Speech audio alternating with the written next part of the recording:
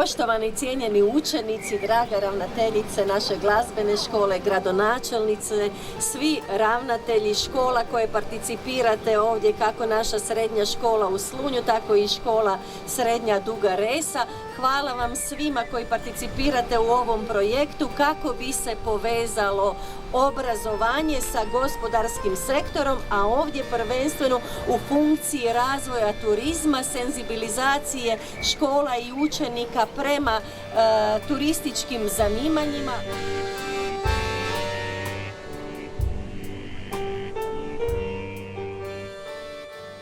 Želim vam ugodnu zabavu i čitav dan se družimo. Hvala vam lijepo.